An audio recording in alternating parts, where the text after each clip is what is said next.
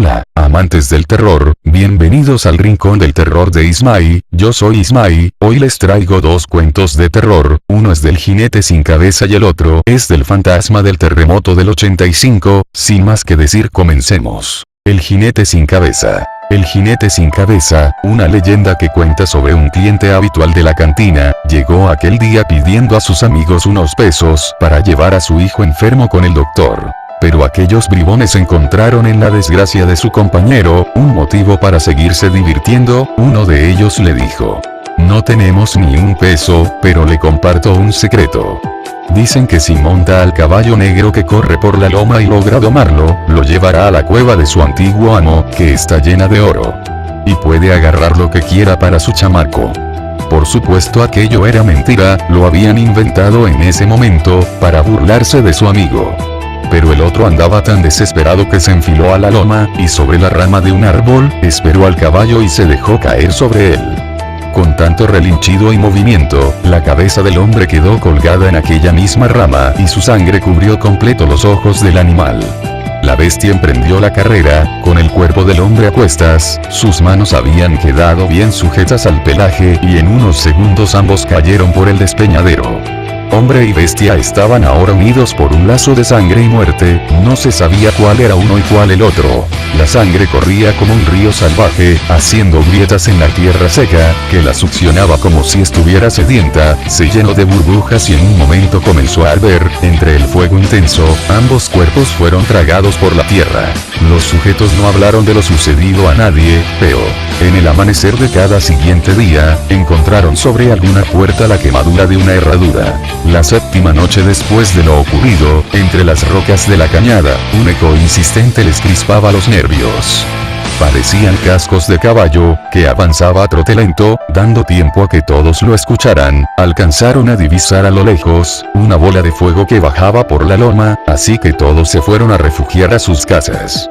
Desde alguna pequeña grieta entre las paredes, los mirones vieron un inmenso caballo negro, cuyas patas y crin eran solamente llamas, y exhalaba fuego. Obedecía las órdenes de un jinete sin cabeza, que lo llevó a través de todas las puertas marcadas, y salieron cargando 6 cabezas, con las que luego alimentó a la gran bestia, dejando atrás solamente los cuerpos calcinados de los impertinentes bromistas. Dicen desde entonces en aquel pueblo: quien no tenga intención de ayudar a un alma en desgracia, será decapitado por el jinete sin cabeza y su cuerpo convertido en cenizas por el fuego del infierno, que el caballo negro lleva consigo. El fantasma del terremoto del 85.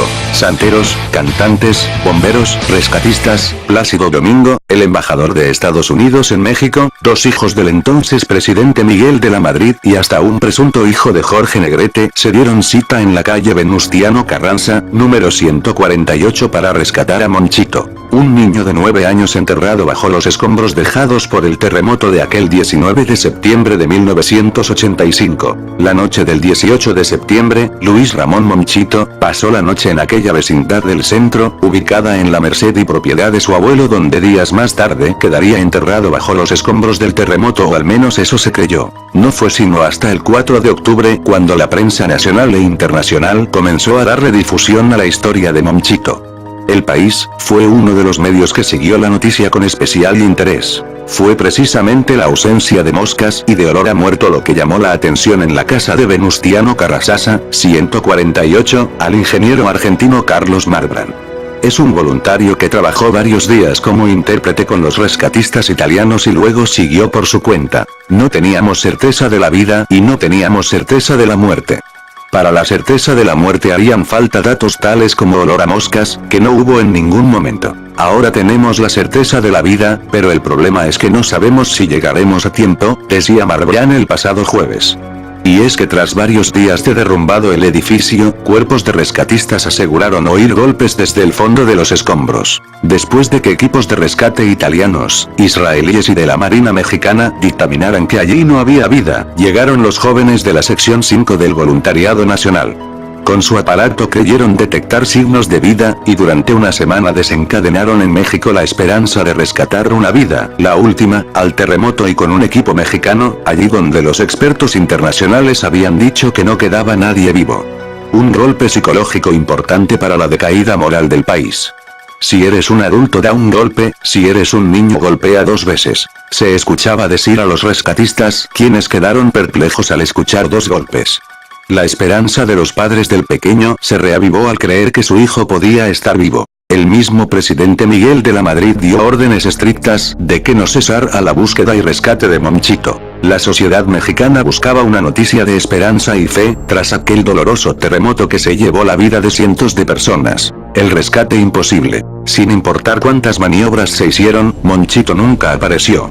La búsqueda cesó el 11 de octubre y con ella se difuminaron las esperanzas de la familia, de los amigos, de los vecinos, de la sociedad. El país llamaría a la historia el rescate imposible porque, según atestiguó el diario, el pequeño Luis Ramón nunca estuvo vivo. Y si lo estuvo, murió al instante de ocurrida la tragedia. Un psiquiatra de la época calificó el caso como un fenómeno de histeria colectiva, como un golpe psicológico, y es que como bien dicen, tras el terremoto del 85 México ya no es el mismo.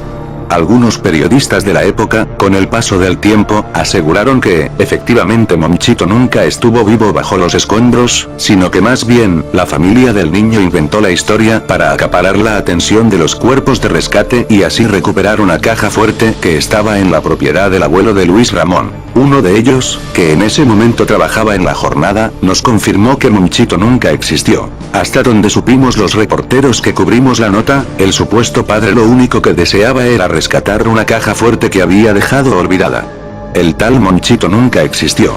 Otros tantos, sin embargo, se aventuran a especular que, en realidad, la historia de Monchito fue una invención de los medios de comunicación de la época para desviar la atención que existía hacia la respuesta tardía del gobierno ante la catástrofe natural, la guerra de cifras. Mientras el entonces presidente Miguel de la Madrid afirmaba que el número de víctimas era de 3.000 fallecidos. En Estados Unidos el embajador de la Unión Americana, John Gavin, aseguró que la suma ascendía a más de 10.000. Esto provocó aún más tensiones entre ambas naciones, quienes pasaban por un mal momento tras el asesinato del agente de la DEA, Enrique Camarena, a manos del cártel de Guadalajara. Ante ese escenario, con la ayuda internacional que llegaba de manera lenta al país, consecuencia de la desorganización de las autoridades y el impacto emocional para la población, ¿qué tan rentable era inventar una historia de esperanza que tuviera como protagonista a un niño que se aferraba a la vida con todas sus fuerzas?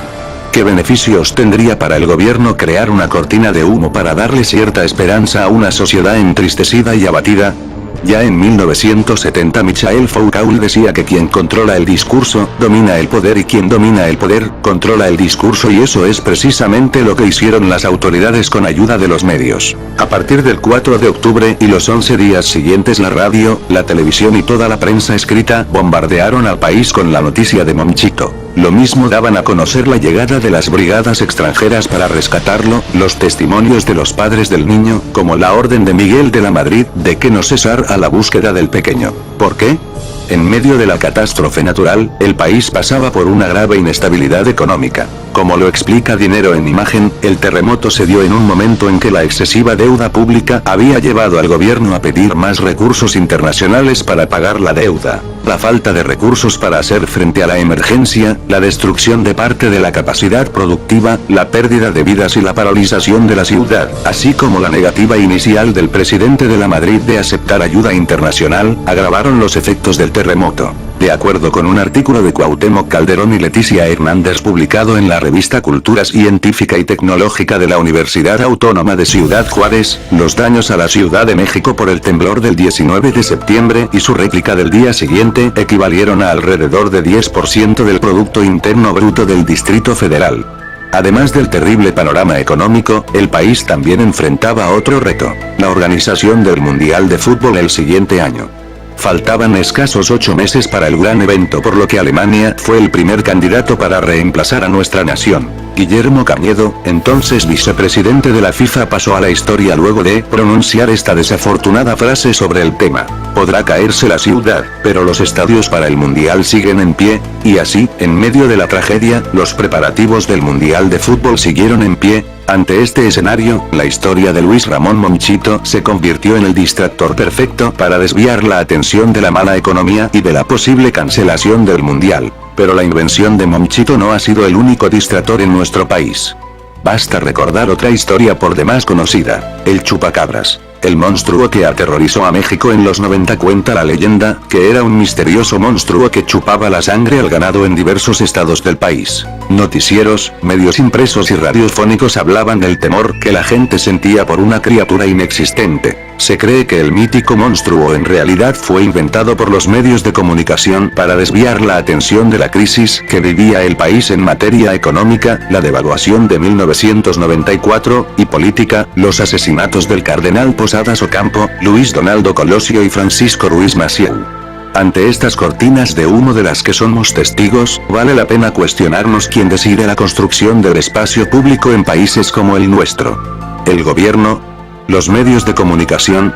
Hoy, a 30 años de la tragedia que cambió la historia de los mexicanos para siempre, aún no sabemos, a ciencia cierta, cuántas víctimas murieron en ese terremoto y cuántos más fueron despojados de todo. Lo que sí queda claro es que el uso de noticias fabricadas como la historia de Monchito siguen logrando su propósito: desviar la atención de la gente a los hechos realmente importantes. Aquí te dejamos esta frase para que lo analices. Puede que los medios no te digan cómo pensar, lo que sí te dicen es en qué debes pensar. Fuentes para la realización de este reportaje: La Jornada, del 01 al 11 de octubre, cuyos ejemplares se encuentran en el Archivo General de la Nación. La Prensa, del 19 de septiembre al 11 de octubre, cuyos ejemplares se encuentran en el Archivo General de la Nación. Proceso, ejemplares de septiembre y octubre de 1985, cuyos ejemplares se encuentran en Biblioteca México. Bueno amigos, eso fue todo por hoy, pronto traeré otro video, hasta entonces.